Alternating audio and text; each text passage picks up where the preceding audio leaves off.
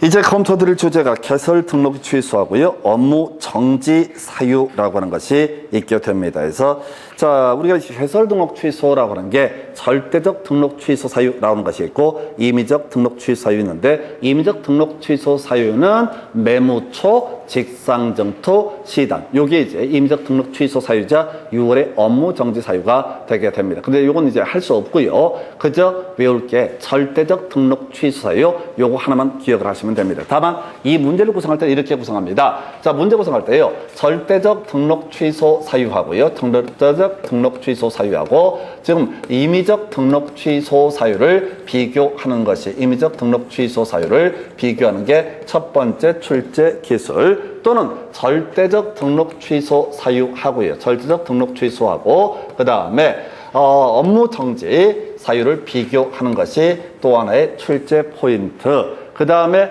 임의적 등록 취소 사유와 업무 정지를 비교하는 게 세 번째 포인트. 그러면 이제 우리가 공부해 갈 때는 어떻게 해야 돼? 자, 임의적 등록 취소 사유를 외우는 게 아니야. 이건 버려버리는 거야. 모르면 다 임의적 등록 취소 사유. 해서 시험 지문에서 등록을 취소할 수 있다 이런 식의 표현 나오면 뭐 그런 것 같다 하고 패스. 그 대신 뭘 정확히 외워야 돼? 업무 정지 사유하고 뭐를 개설 절대적 등록 취소 사유를 외우고 들어가야 된다. 해서 자, 그럼 갑니다. 등록 관청입니다. 자, 앞에서 자격 취소나 자격 정지의 문제는 어디에서 논의했던 거고 시도지사가 논의가 됐던 것이고 지금 논의할 쟁점은 개설 등록 취소하고요. 업무 정지 처분은 누가? 등록 관청. 애초에 상명력을 불어넣었던 사람이 누구니까? 등록 관청이기 때문에 누구한테? 공인중개사한테 하는 처분이 뭐가 된다? 개설 등록 취소 처분이 될 수도 있고 또 하나가 뭐가 있을 수 있다? 업무 정지 처분이 될 수 있다. 그래서 개설 등록 취소 사유, 사회 거의결, 다성량, 정정정 이렇게 갔었는데 거기 다시 한번 요거 가볼까요? 지금 조금 제가 바꿔놓은 거 있는데 자, 사망 해산이라고 하는 거. 자, 개업 공인중개사 사망했다. 법인이 해산됐다. 그러면 당연히 등록을 취소해야 된다. 거짓 등록, 이중 등록이라고 하는 거. 그리고 세 번째가 결격 사유자가 된 경우 나중에 결격사유. 원래 결격사유자는 중개사무소 개설 등록을 할 수 없는데 처음에는 멀쩡했다가 중개사무소 개설 등록을 하고 피성년 후견이 됐다, 피한정 후견이 됐다. 뭐 이런 사유가 발생하게 되면 어떻다? 이때는 등록을 취소해야 된다. 그리고 하나 더. 자, 이중 소속이라고 하는 것도 어떻다? 절대적 등록 취소예요. 아까 우리가 이중 소속 관련 소속 공인중개사의 경우 6월에 자격 정지 사유로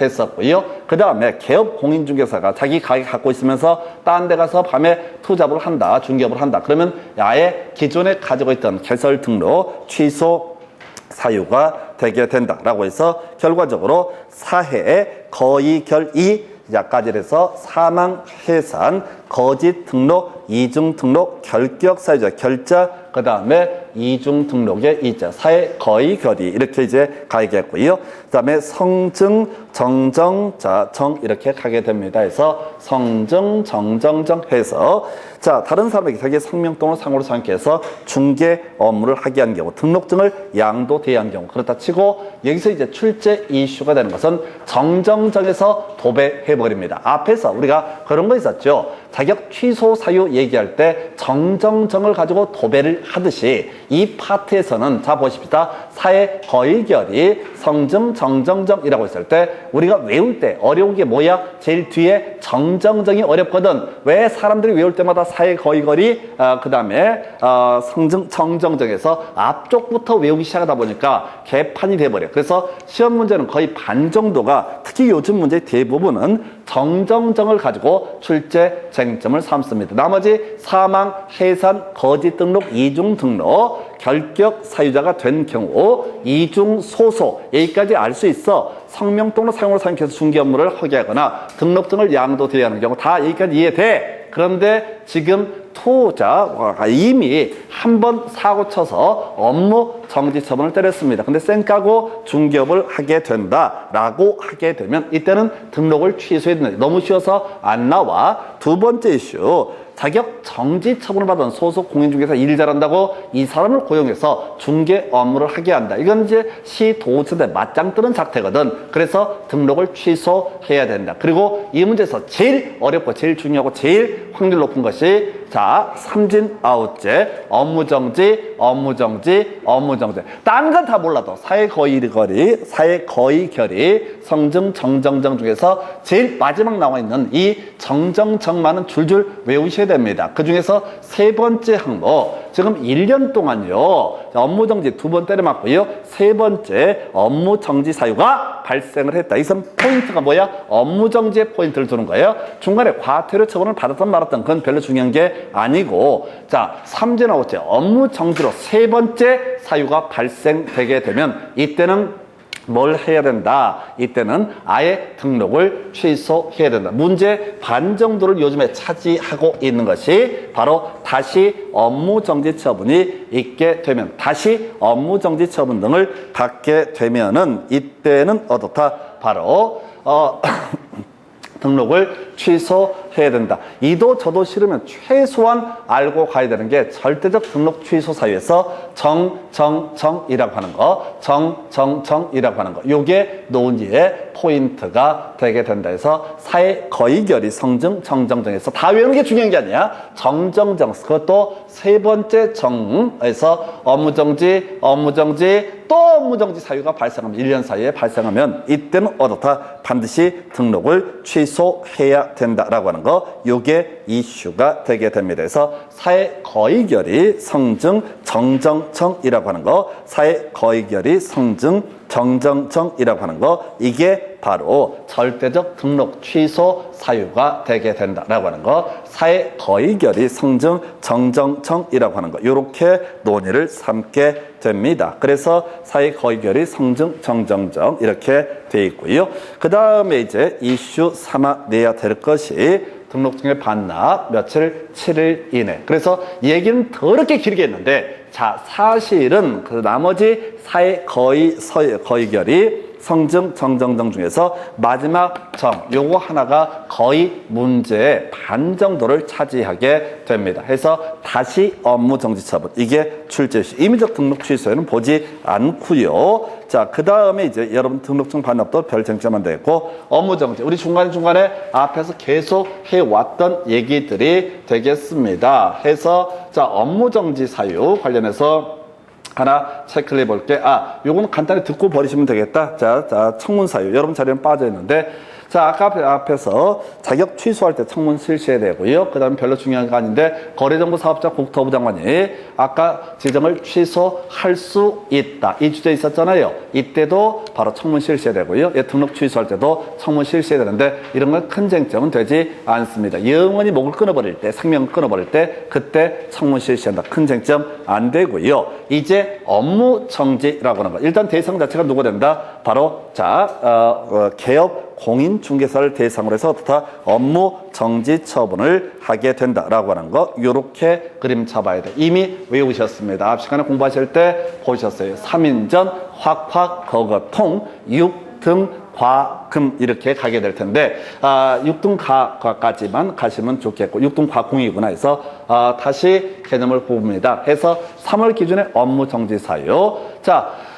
중개업 관련해서 개공이 인장 등록해야 될 테고요. 그리고 개공만 할 수 있었던 게 전속 중개 계약 체결했었죠. 그래서 일정은 서식 갖춰야 됐었고요. 그리고 또 하나 이슈가 되는 게 보존 몇 년, 3년 동안 해야 했었습니다. 그 다음에 이제 확확이라고 해서 확인 설명서, 교부 얘기, 서명 및 날인이라고 하는 거. 교부를 오직 누구만이 한다? 바로 개업 공인중개사만이 하게 된다라고 하는 게 하나의 포인트. 거래 계약서 작성 교부 있었고요. 보존이라고 하는 거 얼마? 거래계약서는 5년 보존했었고요.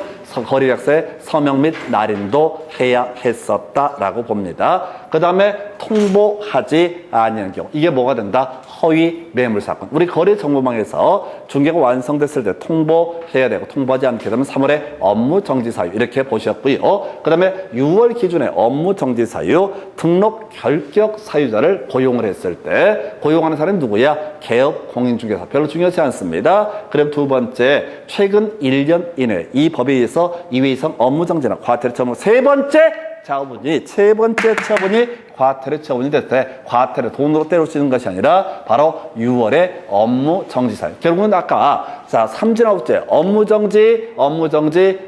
정지 때리게 되면 이건 뭐가 되고 절대적 등록 취소 사유가 될 테고 세 번째 처분이 과태료 처분이 되게 되면 6월에 업무 정지 사유가 된다. 분명히 비교하고 기억하셔야 되고 그리고 더럽게 헷갈리고 힘든 파트가 다시 과태료 처분이라고 하는 거 다시 어떻다 과태료 처분이라고 하는 다시 과태료 처분 이런 게 있겠고요.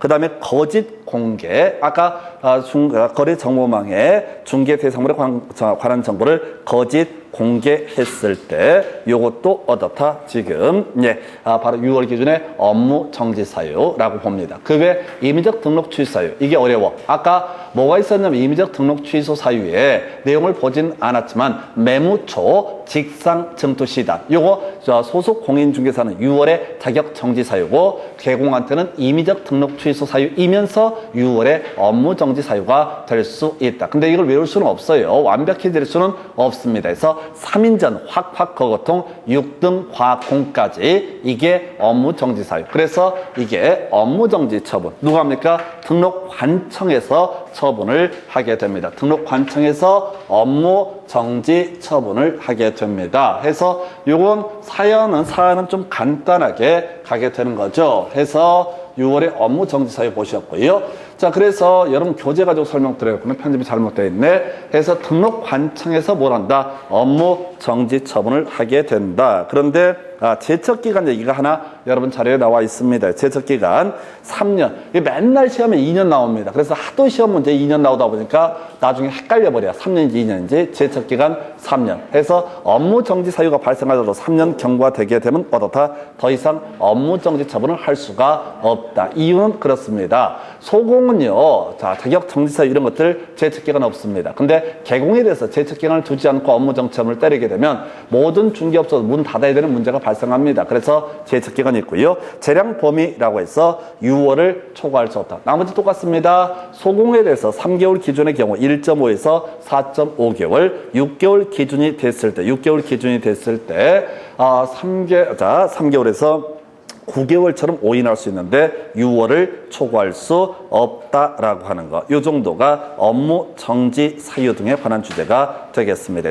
그래서 개공한테 하는 처분이요. 지금 이렇게 개설 등록 취소 사유하고요. 업무 정지 사유가 있는데 한 개만 더 체크를 할게요. 요거랑 같이 연계되어 있는 주제인데요. 바로 업무 정지하고요. 자격 정지 비교하는 문제가 7년 동안 2번인가 출제가 되게 됩니다. 해서 개공 소공 공통적인 사유. 먼저 소공한테 했던 것은 자격 정지 최대 6개월까지 중개 업무에 종사할 수 없다. 개공한테 했던 것은 업무 정지 최대 6개월까지 중개업에 종사할 수 없다. 그래서 이게 공통적인 게 뭐냐라고 했을 때 확인 설명 등 중개업이거든. 중개업의 핵심 이슈는 도장입니다. 그래서 첫 번째 인장 등록을 하지 아니하거나 등록하지 아니한 인장을 사용했을 때라고 하는 것. 또 하나가 서명 및 날인을 하지 아니한 경우 무조건 묶어서 가야 돼. 도장 이렇게 끊어가시면 됩니다. 도장에 대해서는 자격 정지 소공이면 자격 정지 처분,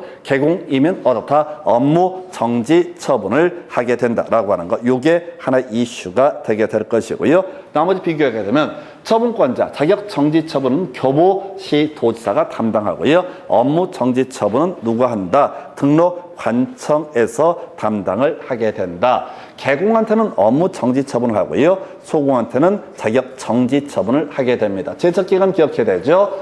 이 업무 정지 사유 발생한 후 3년이 경과할 때 업무 정지 처분 할 수 없고요. 그러나 자격 정지 처분에서는 제척기간을 따로이 규정하고 있지 않습니다. 아무 때나 걸리면 할 수가 있다. 그 다음에 업무 정지가 됐든 자격 정지가 됐든 그 기간 중에는 어떻다? 중기업에 종사할 수 없다. 그래서 아까 우리 업무 정지 처분 기간 중에 중기업에 종사하면 개공한테는요 절대적 등록 취소 사유의 문제로 넘어갔었고 소속 공인중개사에 대해서 자격 정지 처분 때렸는데 그 기간 중에 중기업 하게 되면 자격 취소 사유의 문제로 넘어갔습니다. 이게 쉽지는 않아요. 근데 이제 이 자격 정지, 업무 정지 얘기는 이건 세트로 묶어서 보셔야 됩니다. 세트로 묶어서 도장 이렇게 가셔요. 도장 해서 이게 문제 구성할 때 공통사유인 걸 고르시오, 아닌 걸 고르시오. 이따위로 문제 구성을 해 갈 때 절대로 교부라고 하는 것은 오직 누구만이 한다? 개업 공인중개사가 한다. 작성까지는 누구도 할 수 있지만 소공도 할 수 있지만